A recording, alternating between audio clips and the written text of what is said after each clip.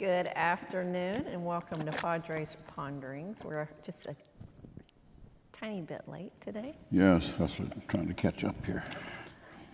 But that's okay. Catching up after the Irish left yesterday morning after a week with them. And that was very good, but pretty steady. And then the time changed on top of that. And it is dark. It is dark now early. Last night I was at the American Heritage Girls meeting helping out Michael Ann, and I was sitting in the back narthex area of the school, and I was working while they were having their meeting and all that kind of stuff. And it was so dark, and I just kept yawning. Oh, yeah. Because my body is saying, that means you need to be at home and in bed. That's right. That's what happened last night. Your mom and I shut it down. It was early. It takes a good Antiques week. Roadshow was just coming on. At 5:30. Just coming on. I couldn't even handle that. I went out there and finished my book on Netanyahu. Very, very good book. Very good BB, book. is that what it's called? BB, B-I-B-I. Yep. Did you know that Israel is energy independent? I did actually. I believe they told us that when we were there the last time. Huge supplies of natural gas, and they built pipelines under the ocean to send natural gas to Cyprus and Turkey and Egypt. Don't we pass some of that? Didn't we pass some of that on the way to Caesarea Maritime? I believe that's where the conversation was. First time that I was over there, if you're at Caesarea Maritime, you're looking at the Mediterranean, to your left, you can see this huge factory down there. And it was a big coal plant produced electricity when we were there the first time.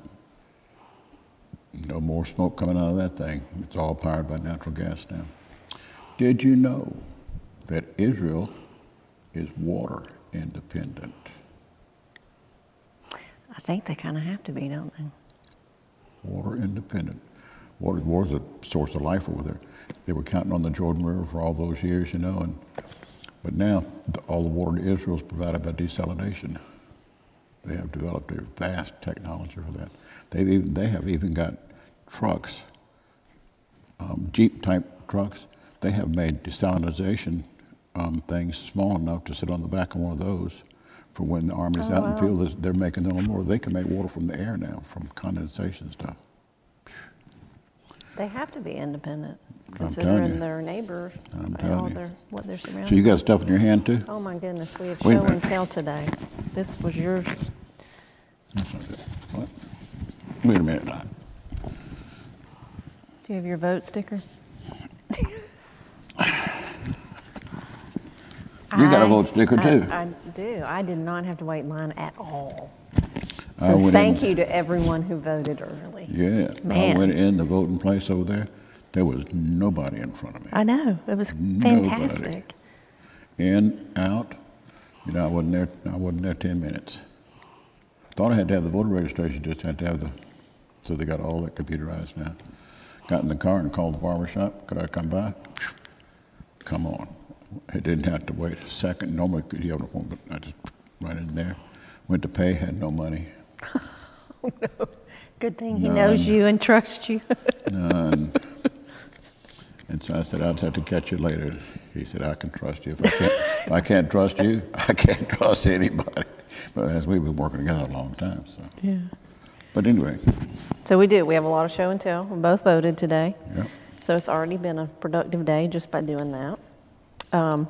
Shoe boxes. We have shoe boxes already stacked up out there. Important they were stacked thing. up. I was on the historic campus last weekend. We'll have to bring They were those stacked over. up over there too. Yep. Shoe boxes need to be returned. We'd love for everybody to have them in by Sunday, the 13th. You can bring them to all services. We'll bring them from the historic campus over here. We'd love to have them by then.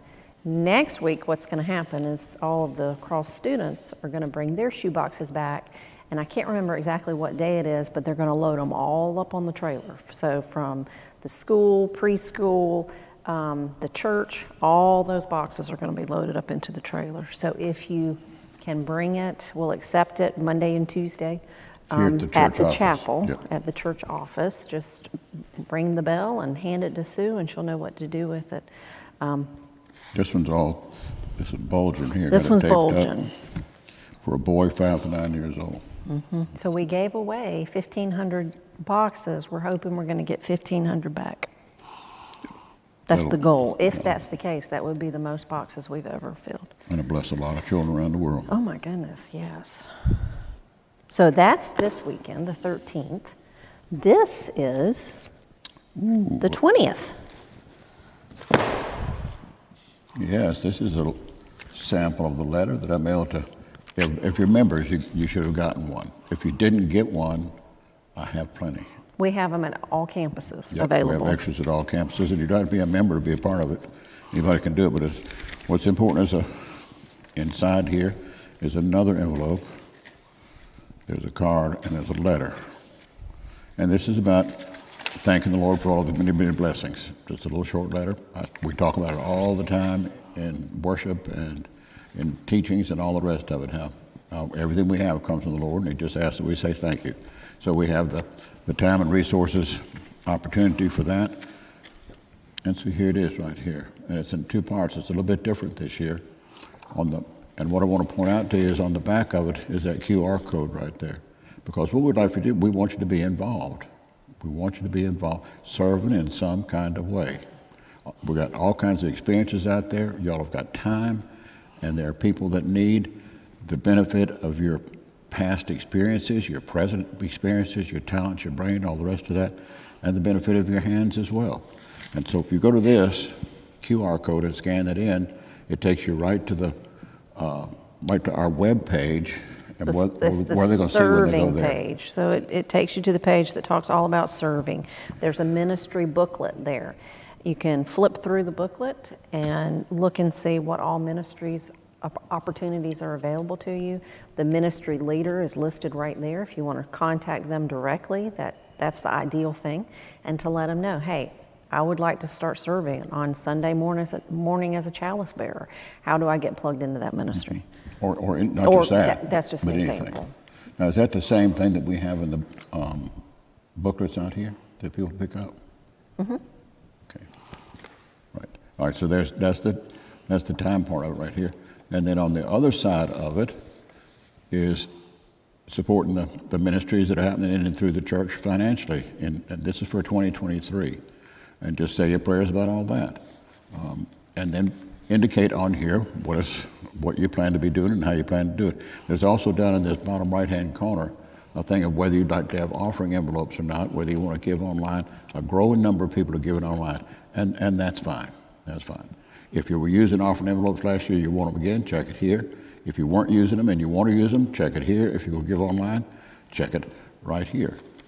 And then on the 20th, not this coming Sunday when you bring the Shoeboxes back, are this weekend. but the next weekend after that, we'll celebrate Thanksgiving on all of our campuses. And we'll ask people to come forward and take your envelope. So you fill out your card, put it in the extra envelope right here. You can keep the letter, that's suitable for framing. Put the card inside the extra envelope, and then you put it on the altar. Because it's between you and the Lord. That's what it is. He blesses you. He says, how about say thank you with a portion of what I've given to you. So then you place it on the Lord. Place it on the altar in thanksgiving. Is that before communion? There's a song where people come up to the altar? It's before communion. And that'll be to all the services. Because that is Communion Sunday at Cross Point as well. Yep. So it'll be right there. And,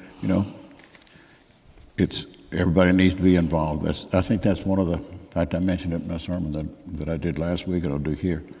That's one of the hardest things that we have to communicate to people here. As the church has gotten big, it's easy for people to say, well, I don't need to do anything because there's all these other people, they'll do it. See, they'll do it.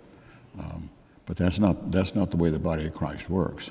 You have gifts and talents, and if you're a hand, and you decide, well, I'll let somebody else be a hand, well, you're the only one that has the gifts and talents that you've got. And so then we go without a hand, and then we're disadvantaged. We're tremendously handicapped. So every one of you has a significant part. You're just not a cell. You're a significant part in the body of Christ. and you need to get on the stick and get into it. Pastor Nathan shared in his sermon about gratitude, thankfulness and gratitude on Sunday at Cross Point, that one area where it's always lacking, and it doesn't matter what church it is, this is an area that's always lacking, is with children and youth. And so he put out a call. We need people to pour into the lives of the youth. That's right. The next generation. And he had 2 people responded and gave information to him and said, I think I'd be interested in helping with those ministries. There you go. So there are a lot of them, a lot of ministry opportunities, a lot of them. But you need to, what is it that you're going to be passionate about doing? You know, don't do something just because you feel like you're guilty and need to get involved in somewhere. Don't like the children. Don't say you want to volunteer to work with children if you don't like children. Well, now that's just true, don't do that. but these people did. Well, they do, yeah. But I One mean, of them was a former, I think, elementary school principal. There you go. And felt, okay, I can get back and help. You know, with that. sometimes you might have been in a church somewhere along the line where the pastor just kind of guilted you into feeling like you got to do something, and anything was okay. But that's not the way it is here. You got to do something because God, the Lord, has gifted you with the abilities to do things, but He's also gifted you with passions. You need to be involved using the gifts He's given you in the areas in which you can receive joy from doing it. You're blessed to be a blessing. So that's what this is all about right here. I liked your popsicle story. It is a good story. That's why I say suitable for framing. Suitable for framing. It's a good story. Okay, we've got a lot going on this week and this month, actually. Tomorrow night, Part 2. part two. Moses. Moses in Egypt. Dealing with the floods and the Passover. Not the floods, the plagues and the Passover. Yeah. Very special story that echoes down through Judaism and Christianity. You know, that's one of the things sometimes we don't think about. We like to think that as Christians that, you know, the only part of the Bible we need to be interested in is the New Testament. But the New Testament is rooted in the Old. And the only Bible Jesus had was the Old Testament, what we call the Old Testament. And that's what he quoted from. That's what he based everything, his teachings and all the rest of it on. And because it was important to him, it should be important to us. There's one Lord, one faith, one baptism, and that's what we're doing. And Moses was all about Abraham and Isaac and Jacob and the covenant promises being fulfilled, and we're involved now in the new covenant, and those promises being fulfilled. But the new covenant rests on the old. So, I love studying the Old Testament. you're taking notes on some of this stuff. I'm telling you, it's good. I can see. Always. Okay, Saturday. Which Saturday? This coming. This coming the 12th. Saturday. We have the Fall Festival, and we're praying that rain is not an issue. There's some kind of system coming, but we're praying rain is not an issue on Saturday, and it's completely and totally free. Now, it is not often that you hear the word free anymore, so it's free food, games, music, inflatables, fun for all ages. From 2 to 4, right here on the field, right beside the chapel at Cross Schools. And this is for the community, Community, right? yeah, anybody can come. So the idea Have a is fun that time. our people invite people to come. Great. So looking forward to that. And they created these new T-shirts for the volunteers that are going to be helping. So it's got a cross on the front, and then on the back it has Church of the Cross, Cross Kids, Cross Schools, and the Empower Youth program. Whoa. So if somebody And wanted volunteers from all will be to, participating. so if somebody wanted to volunteer with help with that, they could do that and You get a could T-shirt. get a T-shirt. Whoa. Yes. God's gifts abound, don't they? So Michael Ann's been working really hard, and Charlie asked her a few minutes ago before we came over here, what's the plan B in the event of rain? We're not sure, because these inflatables that she has rented, we're not sure if they would fit in the gym. That's how big they are. Well, when they bring them, are they inflated already? No, they're collapsed, and you plug them in. They and just put them in blow there 'em up. before you blow them up. How did they blow them No, up? like it might be too tall. Really? Mm-hmm. Whoa. She got some really fancy stuff. Oh. So, but she's worked really hard on that. So thank you, Mike Land, for Yeah, it's not. everything you're putting into this. Planning big events is not easy. Now that's Saturday afternoon. This is Saturday afternoon, 2 to 4. Saturday morning, we've got Saturday something morning, too. what's happening? Going home. I don't have the I don't PR have for it that here, either. but there's PR for that too. That is Elizabeth Markle and Pastoral Care is going to be putting on the Going Home workshop. And it's getting all of your affairs and all of the things that you need to think about before someone in your family passes. Or you pass. Or you pass. So that you have the conversations in advance. It helps so much. And there'll be, a lawyer will be there. Aaron Nelson's going to be there with tax planning for estates and all that kind of stuff. He'll be there. Saul's Funeral Home will Saul's be Funeral there. Home will be there talking about all that, and some of that gets pretty complicated. We have a hospice Hospice care person will be there. worker. I'll be there speaking about funerals and how you plan that. And then we've got Dr. Mike Torkelson will be there for the medical piece. for the medical part of that. Yeah. And the idea is, if you take time to think through and plan that out before you get into the emotions of it, and then share those plans with family members, then you avoid any kind of conflicts when it happens. And the conflicts on the backside of the death of a patriarch or matriarch of any family member really, but particularly a matriarch or patriarch in a family, can just be catastrophic. Yeah. So it's vitally important to plan. And that's particularly, well, it's not any more important, but it is seriously important if there's a blended family involved. That gets really testy. So that's Saturday morning. Saturday morning, 9 to 12. If you're planning on coming and haven't signed up yet, there is information that you need ahead of time to kind of look over and review before Saturday morning. So if you call the church office, you And can sign it's up. right here at the church office And then waiting on she'll you. email all the stuff to you. Yeah. So it's a lot happening this weekend. My goodness. Still worship services on this weekend. We have those, yeah. And the regular stuff carries on. Yeah. I'll be here and at the chapel this weekend and on the historic campus. I think Jonathan's at the historic campus. Yes, he is. So anyway, it'll be a big weekend. Big weekend. So you had a big weekend. You were frolicking this past weekend. My husband had his college reunion, so that was fun.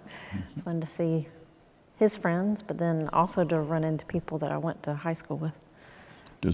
He was at Citadel. Does College of Charleston have homecoming and stuff like that too? I don't know. I'm sure they do. I don't really participate. Through with that, huh? Through with that. I went to college to get out of college. That's basically what I did. Whoa. But it was nice, and it was good to be back in Charleston. My goodness, it's changed a lot.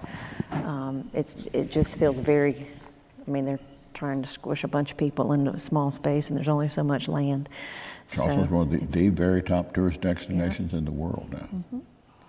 So there's a lot of people there all the time, and it's growing. It's growing north, south, and it's growing west too. Can't grow east. Nope. Into the ocean there, but every way it can grow, it's growing. Yeah. It is growing. And, Bluffton's not sitting still either. There's a few people coming here. And so thankful for that. So thankful for that. So what do you need to know from me today? Well, here's a question that several people have asked. Because on staff, you and Reese are the only two that have really been here a long time. Yeah, 20 plus years. Risa came on staff she's at a couple of years after I came. I can't remember what she said the other day. It was 20-something years. 22, I think. Yeah. So at what point, when you came on staff, was there one service or two? There was two. There was a real small 8 o'clock quiet service, in and out in 25, 30 minutes. No music? No. And it was just for folks who wanted to come and worship early and leave and not get into anything else. And it was all about having communion. And so there's no bulletins, anything. It was used a prayer book. We're on the pews, and we used those. And then you had a service at 10 o'clock. And that did have music. And we had a lady that helped in the office for a few hours, 2 days a week. And a lady came on Sunday and played music at 10 o'clock. And that was it. All right. At what point did you add on, was it Grace Time was the next service that you added on? Well, we changed, the first thing we did was change the 8 o'clock service to have music and be traditional, and we started changing the 10 o'clock service. That was the second year. We had a Grace Time we were probably 8 years, 9 years into it when we added Grace Time. Because we were rolling around like BBs in there. That's a big church, and it was a small congregation, but as we started growing, there was an opportunity to reach the population where more and more people are working or they're involved in all kinds of activities on Sunday. And so they weren't able to come to church. And then as the population in the church grew older people find it more difficult to get up early in the morning and get all the parts moving. So to provide a service in the late afternoon, on Saturday afternoon, really did bless those. And, we started out, we had 3 or 4 rows on each side. We blocked off the rest of it, and then we gradually added a few more rows. This past Saturday, we had like almost 150 people there for that. So. Who came up with the title for that service as Grace Time from Thessalonians? That was you. The grace of the Lord be with you always. 1 Thessalonians.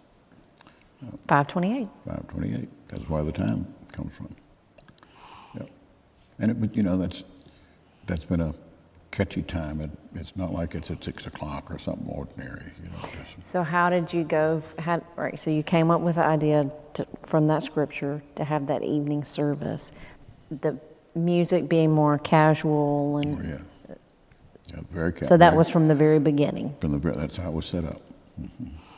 Just wanted to be different. Just a different offering in the church life. And when you offer something different, some of your people who are already with you want to be a part of it, but then you get other people who are looking for something different. And so you add that way. And then it was about 3 years after that, we built over here. We must have started Grace Time in 2004, maybe. 2003. Yeah, 2003. Then we started Crosspoint over here in late 2004. And we used Shell Hall Clubhouse for that to start out with. And then we opened the school, this campus, 2005. And we started that service. We moved it from Shell Hall over here. And that's always been a more contemporary. Oh, it was by design. Right. Yep. Always with a band and all that, and no vestments and things. And that's worked well too. And then start the chapel here. That was 2000. 3 years ago now. 2020. We started that 3 weeks before COVID, and then but God was good there.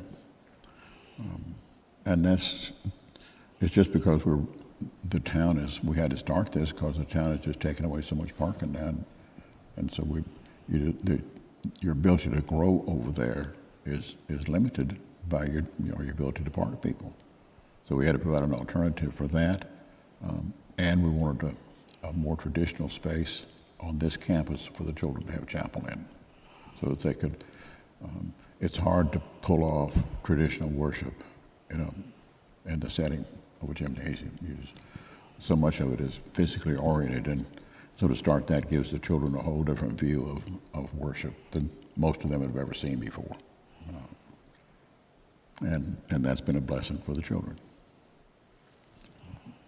And they come from all different backgrounds, but very few of them come from traditional liturgical worship. So Nathan and Faith Formation team are doing a great job in educating that part of it as they're working with all the Bible studies and things over there. So they have chapel in here every Monday, 3 Mondays out of the month, and then when the whole school comes together for what they call family chapel, they have to do that in the gym because the space doesn't hold everybody. Yeah. So with the families over included. Here at one time they have kindergarten through 3rd or 4th grade, third or fourth, and then through 4th, and then 5th through 11th, I guess. He's in here after that. Yeah. So it'll be good. Yeah, next Monday over there is going to be packed. Grandparents' Day. They've asked me to say a few words to the grandparents. Well, that's appropriate. So I'll be saying a few words to the grandparents.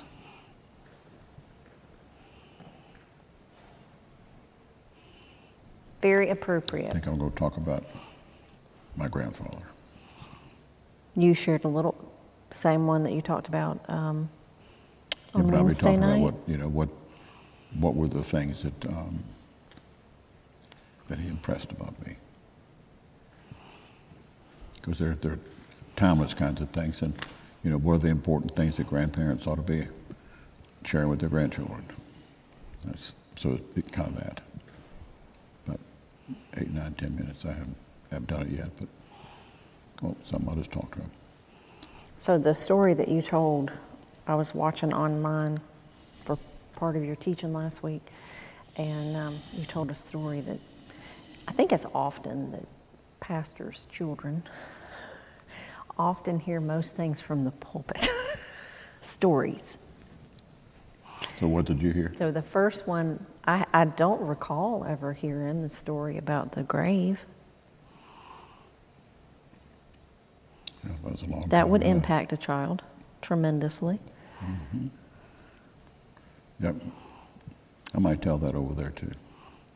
Because those things that happen to you in your childhood have a way of shaping your adulthood. Oh, absolutely. So that thing of, it's hard for us to think about the fact that Right. he's born into the South during the Reconstruction era. And the South was having a hard time. Well, so was the North. But the South had been so desecrated by the war. And left everybody impoverished. And you had all through the South, there was people living in all kinds of shacks and stuff, just trying, and that's where his Survive. family was. That's where his family was, and so there's no money for anything. There's no electricity, anything like that, but there's no running water, plumbing. None of that's in the rural South. I mean, just none of it. Nobody goes to school. Maybe I think he might have gotten to the 3rd grade, something like that, but it would have been very intermittent. And children back then, schools now have no agricultural context for when the school year is, but man, you went to school during lay-by times on the farm. So you didn't go to school till the crops were had been harvested. And you could go during that slack time in there, and then you were through with school when it was time for planting, and because everybody's working in the fields. So you might have maybe got to the 3rd grade, but you've only been in school for a very few months because your life was all about economic existence for the family. And so when and that was a rare thing too. He was a twin when he was born. And that was very rare for twins to survive. And also rare for the mother birthing twins to survive childbirth. Mm-hmm. Very rare. That infant mortality rate was huge back then, and mother mortality rate was huge too. So twins just multiplied all of that. And then about 3 and you get spinal meningitis, and very sad. And so you got no money. There's no, even though there were morticians back in there, that was, people didn't do that. They didn't do that at all. But interesting to see that then his son went on, like how he impressed upon his children the value of education. Mm-hmm.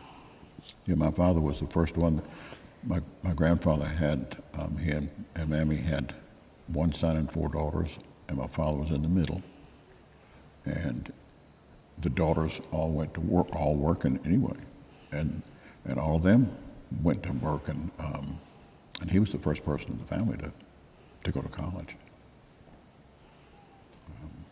Went to USC in Columbia, had a basketball scholarship, And then in all of his free time over there, he was what they called a road scholar.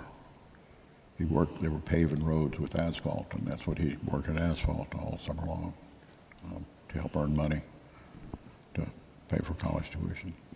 And then went right in the Navy. As soon as he graduated, went to OCS at University of North Carolina, and then 1939 was in the Pacific. Yep. Hard sled. And he lived. Most of those guys didn't. That's a lot you could talk about legacy. Mm-hmm. Mm-hmm. Yeah. A lot. So what else is on your mind? Oh, we've got a lot of stuff happening. I just received a packet from a travel agency. Haven't opened it yet, but there'll be some information coming out hopefully this week. Probably not in the e-news this week because there's plenty of other things that need to be in there this week, but trip to the Holy Land in November. So I believe that packet are the brochures. So you'll be getting more information about that pretty soon. Not now, 2023. That'll be a blessing. So that's exciting. Yes, it is. To get the ball rolling on that. So be looking for information on that if you're interested in going to the we Holy got Land. Thanksgiving week. We have services on Sunday. Then the church office is open Monday and Tuesday. Mm-hmm. Thanksgiving's on Thursday, so we're going to close Wednesday, right? Wednesday, Thursday, Friday. The office We'll will be still have closed. worship services on Saturday and Sunday, but we're going to close the office the day before Thanksgiving, Thanksgiving Day, and the day after, so that all the staff can be a part of family celebrations of Thanksgiving. Yeah. And all of those of you have turned in your letters. You can celebrate Thanksgiving this year too. You could celebrate anyway, but However, this would heighten the joy. This is important. It is yes, important. for sure. Once a year. Yep. Yeah. All right. Well, that's all I have. That's enough. That's a lot. There's a lot going on. If you haven't voted, go do it. Yeah, go vote. Because the lines are last week. So that was, your mom went last week and she had to wait and wait and the wait. line every day. People were waiting last week, so you can still vote. So that's the last thing that Mama told me this morning. Go vote, go vote, go. So I made sure when I finished voting, I started out and I said, wait a minute, I need one of those little stickers. And the fella gave me one of them. I said, I got to have this before I walk in the door. I got to show something. So. We in my small group, we talked about Nathan's sermon and did his sermon notes and follow-up questions and all of that. And so it was gratitude. And my group was talking about if you're raised in a negative environment, which a lot of people are, that you have to teach yourself to flip the script and to think with an attitude of gratitude. And that's true. So culture shapes you. Oh, absolutely. So this morning, a couple of the people in my small group, they were having to wait in line for a long time. And I'm like, okay, but flip that script. You have the freedom to stand in line and the ability to stand. Yes, sir. Right. So there are so many things to be grateful for. And no matter what happens today, yep, we still have a lot to be grateful for. Amen. God is sovereign over all of it. Absolutely. All right, we'll go in peace to love and serve the Lord. Thanks be to God. See you when I see you. Never doubt God's love for your mind.